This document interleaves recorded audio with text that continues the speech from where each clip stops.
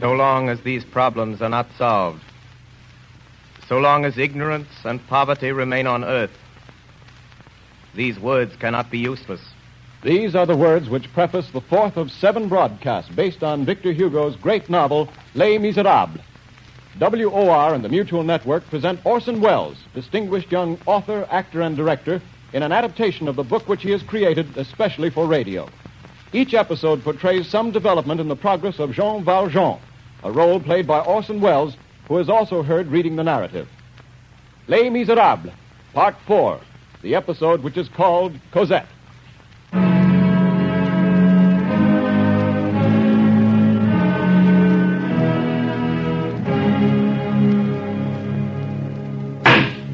Jean Valjean, you are a hardened criminal and a second offender. You are charged with concealing your identity and changing your name. How do you plead? Guilty. You are so found by this court. Jean Valjean, you are sentenced to hard labor in the galleys under the double chain for the rest of your life. The notebook of Inspector Javert, July 1823. I have caught Jean Valjean. In a whole lifetime of service with the police, there is no entry in this book which has occasioned me so much satisfaction. I have caught Jean Valjean. I am affixing to this page an excerpt from a recent newspaper in Paris. Here it is. The Paris Journal, July 25th, 1823. An old convict has been brought to trial called Jean Valjean. The circumstances are extraordinary. In the district of Montreux, a gentleman called Monsieur Madeleine had, in acknowledgement of his services, been appointed mayor, and as such he was famed for his wisdom and his good works. But this man has been unmasked. The police authorities, thanks chiefly to the zeal of Inspector Javert, have disclosed the true identity of Monsieur Madeleine. He is none other than the convict Jean Valjean. It appears that previous to his arrest, this man had succeeded in withdrawing from his bank a sum amounting to more than 500,000 francs, which he had deposited there and which, it is said, he had realized in his business. Since his return to the galleys, it has been impossible to discover where this money has been concealed. This is the end of the newspaper article. I think I can guess the motive of Jean Valjean concealing this money. His hope of escape. And there's another matter. The child, Cosette. The child of the woman Fantine. It was this Fantine whom I apprehended on the streets, and who Valjean, in the character of the mayor, protected from justice, and in the compassion of one criminal for another, nursed through the illness from which she died. This child was abandoned at an early age to the care of some innkeeper. If I know Jean Valjean, the purpose of this money is the care of this child. I must find this Cosette. November 17th, 1823.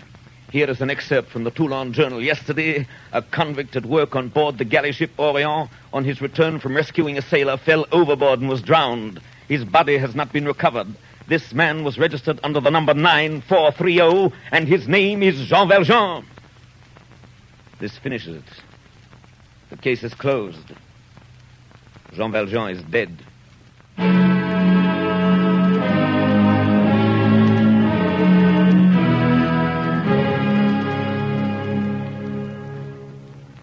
Tonight we are to consider the story of Cosette. Cosette. Fantine had left her at Montfermier with some innkeepers called the Thénardiers. The little Cosette, the child of Fantine. Jean Valjean had promised to care for Cosette. Javert never found her. Now, who were these innkeepers? These Thénardiers? This man and this woman were cunning and rage married. A hideous and terrible pair. Cosette was between them, undergoing their double pressure, like a creature who was at the same time bruised by a millstone and lacerated with pincers. The man and woman had each a different way. Cosette was beaten unmercifully. That came from the woman. She went barefoot in winter. That came from the man. A ferocious mistress, a malignant master, a rascal of the subdued order. Thénardier's code as an innkeeper is interesting. The duty of the innkeeper is to sell to the first comer. Food, rest, light, fire, dirty linen, servants, fleas, and smiles, to charge for the open window, the closed window, the chimney corner, the sofa, the chair, the stool, the bench, the feather bed, the mattress, the straw bed. To know how much the mirror is worn and to tax that. To make the traveler pay for everything, even to the flies that his dog eats. Cosette was their only servant. And this child of 8 did the work of a full staff. She brushed, scrubbed, swept, ran errands, lifted heavy things, puny as she was. And the moment the poor girl wearied in her back-breaking tasks, the huge figure of Madame Thénardier loomed above her, shrilling commands through the inn. Cosette! Cosette! Oh, there you are. Well, what have you been doing? Nothing as usual. You know we need more wood for the kitchen. Get it! There, that'll teach you to waste time.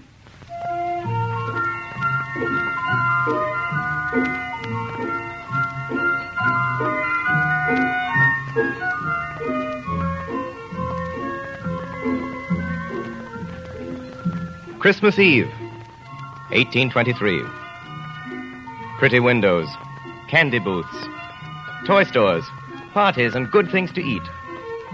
Little shoes at the fireplace for Father Christmas to fill. Christmas Eve. Festivity in the little town of Montfermeil. Extra work at the inn. Extra work for Cosette. You girl, have you watered my horse? Oh, yes, monsieur. He drank the whole bucketful. Ah, that's a lie. He has a way of blowing off when he's not had water that I know well enough. Get some more water, Cosette. Excuse me, ma'am. There is no water. Well, then go get some. Oh, where must she go for it? To the spring. But it's night. It's as black as an oven. Yes, it would take a cat to go along the streets without a lantern tonight. She'll go. She can see. Here, mademoiselle, get a big loaf of the baker's as you come back. Here's 15 sous. Yes, madame. Now get along with you.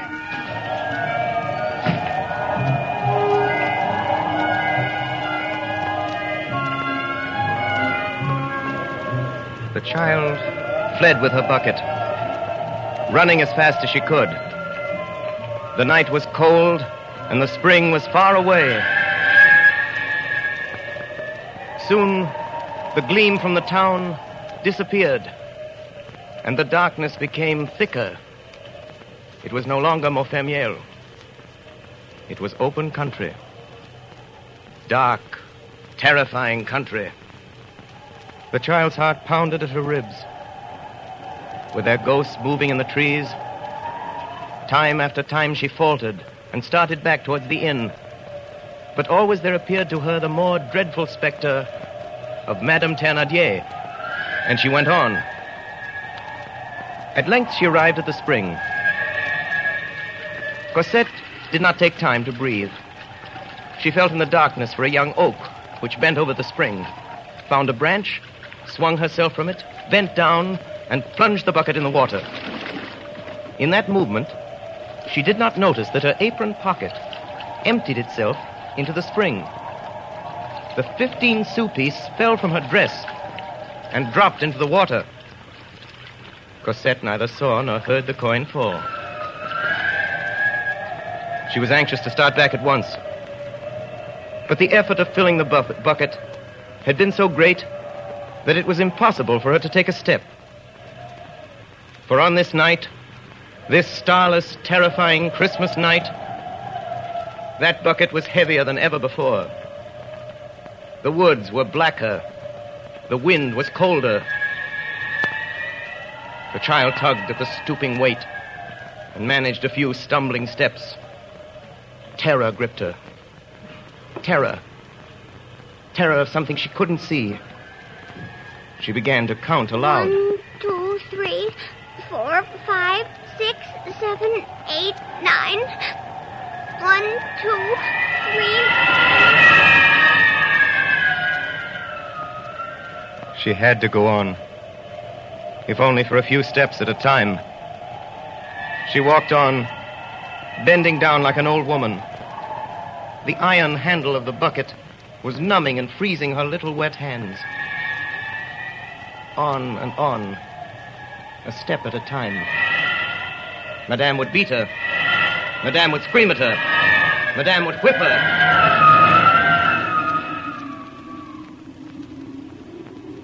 All at once, the weight of the bucket was gone. A hand had caught the handle and was carrying it easily. Cosette raised her head and saw a large, dark form beside her in the gloom. And she was not afraid. Oh, thank you, monsieur. My child, that's a heavy bucket you're carrying there. Yes, monsieur. Give it to me. I'll carry it for you. Here we are. Well, it's very heavy indeed. You're a little girl for such a big bucket. How old are you? 8 years. Have you come far this way? From the spring in the woods. Are you going far? Oh, yes, monsieur. A good quarter of an hour from here. Little girl, Yes, monsieur. have you no mother? I don't know, monsieur. I don't think I have. All the rest have one. For my part, I have none. I don't believe I ever had any. What's your name? Cosette, Where do you live? at Montfermeil. Oh, is that where we're going? Yes, monsieur. Who is it that sent you out to the woods? After water, at this time of night? Madame Thénardier. Oh. And what does she do, Madame Thénardier? She is my mistress. She keeps the tavern. The tavern? Well, I'm going there to lodge tonight. Show me the way. Monsieur, we are going there.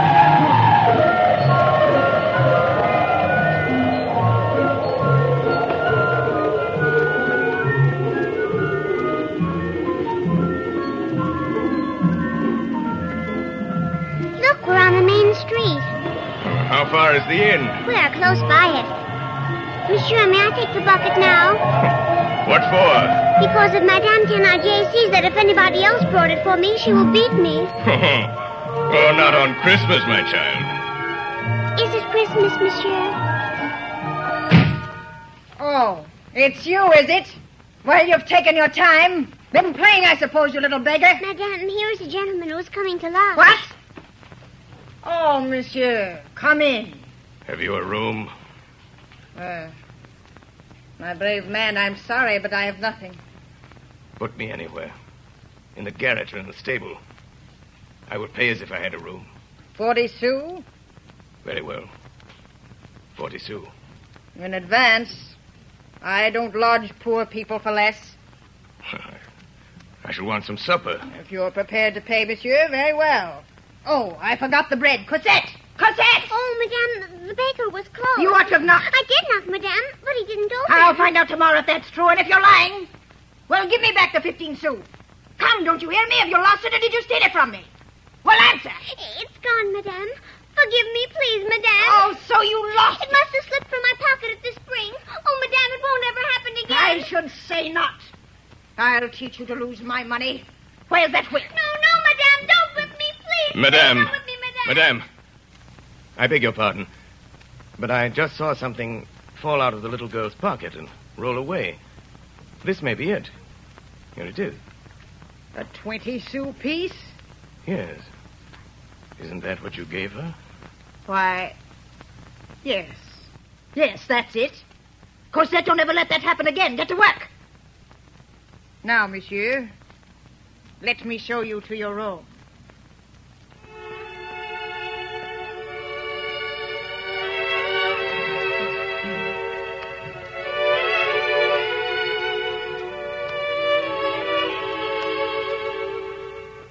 Late that night, the stranger went to bed. Not in the stable as he had expected, but in the best room of the inn. This courtesy on the part of the Thénardiers had, as usual, a purpose behind it. A purpose which the irritable Madame Thénardier could hardly understand. The fool! What was in his head to protect that little monster Cosette? To pretend she lost a 20 sous piece. Think of that! That slut I wouldn't give 10 sous for. It's very simple. It amused him. He has the right to do it if he can pay for it. Why interfere as long as he has money? No matter what you say, I'm going to kick Cosette out of doors tomorrow. You are indeed.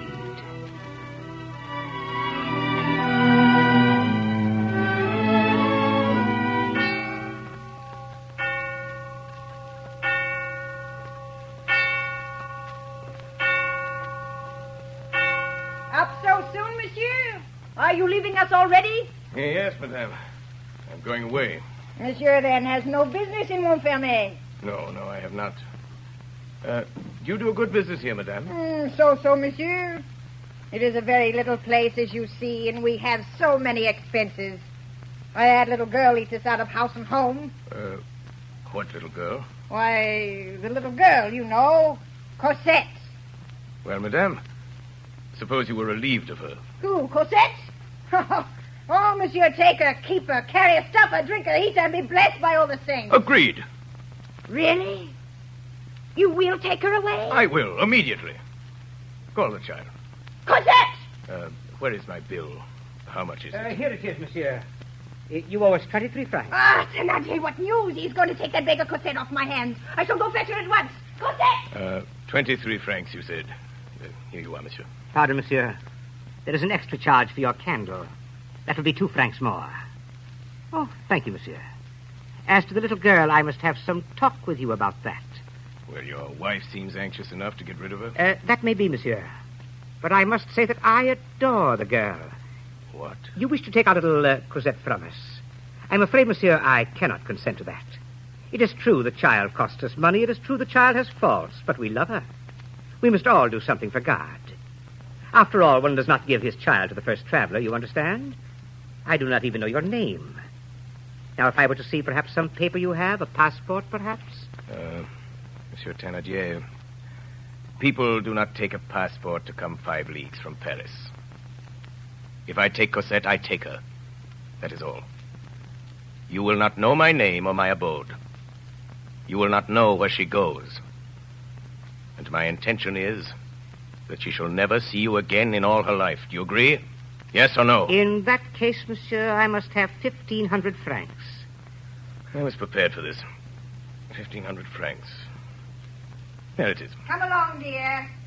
You're not frightened of me, are you? Here she is, monsieur. Wrap yourself up, child. It's cold, and we're going away. Wait, monsieur. My money. I've given you 1,500 francs, Monsieur Thénardier. You have your money. Come, Cosette. What luck, husband. He has taken the little wretch, and we have 1,500. Ah, don't be a fool. We might have had thousands. Why did he come here for the ugly brat? Who is he? In heaven's name, who is that man?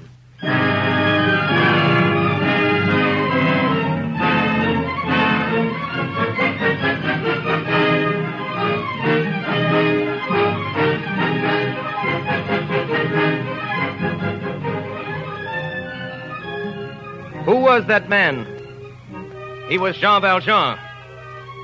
In his fall overboard from the Orion, the sea had been kind to him. The sea had hid him from the galley guards. The sea which was supposed to have closed the case in Inspector's notebook. Number 9430 was very much alive. So Jean Valjean took Cosette away with him to Paris. Jean Valjean had never loved anything. He had never been father, lover, husband, or friend. To teach Cosette and to watch her playing was nearly all his life. And then he would talk to her about her mother and teach her to pray. It is very sweet. This grand and strange emotion of the heart in its first love. Poor old heart. So young. And for Cosette, from the first day, everything that she felt in her being loved this kind old friend. She called him father and knew him by no other name. Now, Jean Valjean was cautious. He never left the house in Paris by day. Keeping prudently to the infrequented side alleys of the neighborhood, he would walk sometimes an hour or two at nightfall. Now, there was in that district an old beggar who sat crouched on the edge of a condemned well. Those who were envious of this poor creature said he was in the pay of the police. He was an old church beadle of 75 who was always mumbling prayers. Jean Valjean never passed him without giving him a few pennies. One evening, toward the close of winter, As he was passing that way, he noticed this beggar crouched in his usual place under the street lamp. The man, according to his custom, seemed to be praying and was bent over. Jean Valjean walked up to him and put a piece of money in his hand. The beggar suddenly raised his eyes and stared into his face. Then he quickly dropped his head. It was over in a moment. But Jean Valjean shuddered. It seemed to him that he had seen by the light of the street lamp not the calm, sanctimonious face of the old beadle, but a terrible and well-known countenance. Some instinct kept Jean Valjean from speaking. He gazed at the crouching figure. The same form, the same rags as on the other day. He told himself he was mad, and he hurried home. T-R-E-E. See the bird in the tree. T-H-E. Cosette! What is it, Father? Quiet.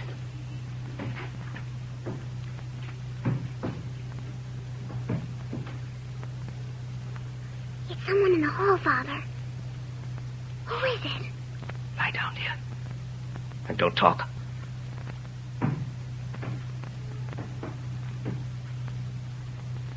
He stopped, Father. He's just outside the door. Father, why are you blowing out the light?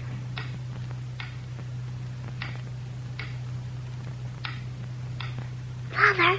Little one, you must go to sleep. Yes, Father.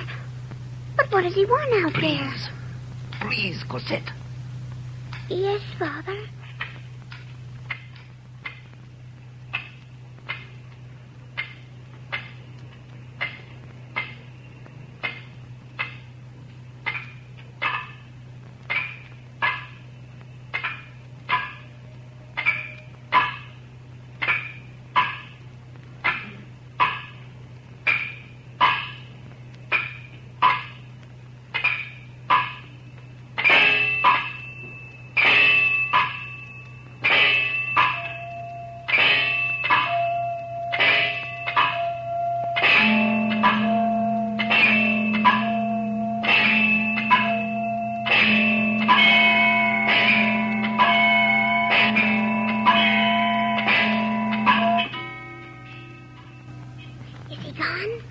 Is he out there, Father? Has he gone away? Put on your clothes, Cosette. Hurry. Yes, Father. Where are we going? I don't know. Are we going far? We're leaving Paris. Tonight. Has it something to do with that man in the hall, Father? Father, what was he doing? Peeking in? Do you know him? I know him. What's his name, Father? His name is Javert. Through the sleeping city, through the narrow, silent streets, running, creeping, doubling, backing, describing 100 sly patterns in the labyrinth of back courts and alleys and passageways, ran these two hunted beings. The old convict who had been the mayor of a city, the little child who had been a slave, frightened, breathless, unspeaking, fleeing the terrible policeman, fleeing Javert. He came to a blind alley. There were high walls there. And to the left, at the corner where a street began, Jean Valjean saw a sentinel. He felt as if caught by a chain that was slowly winding up.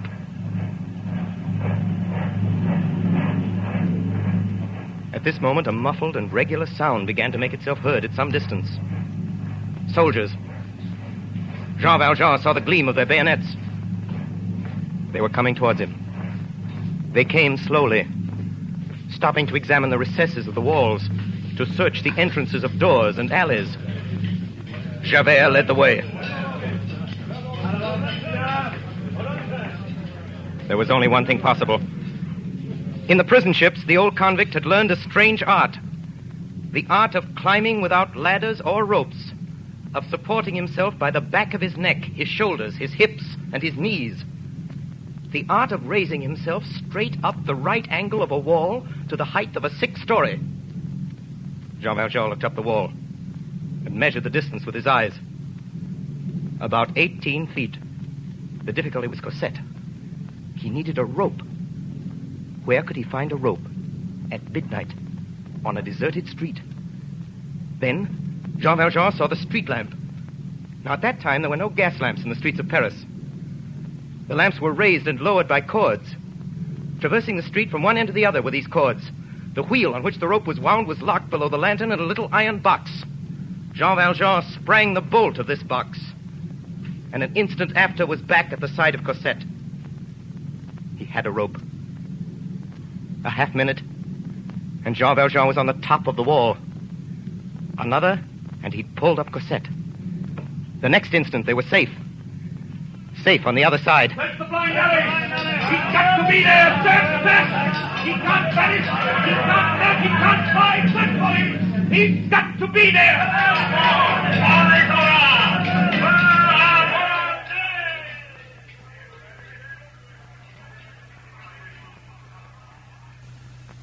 Father, Yes, Cosette.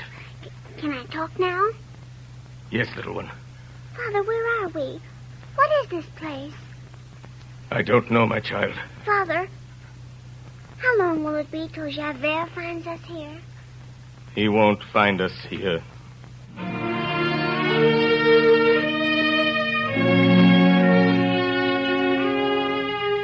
The Notebook of Inspector Javert, January 9th, 1818.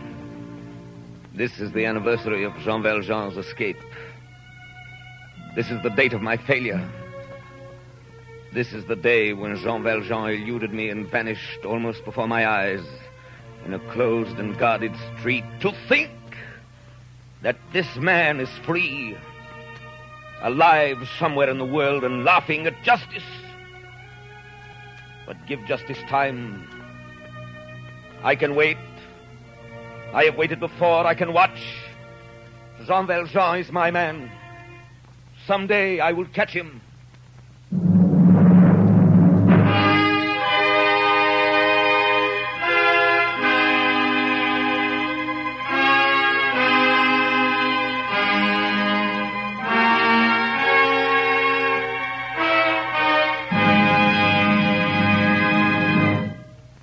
WOR and the Mutual Network have brought you Part 4 of Victor Hugo's absorbing masterpiece, Les Misérables, the episode which was called Cosette.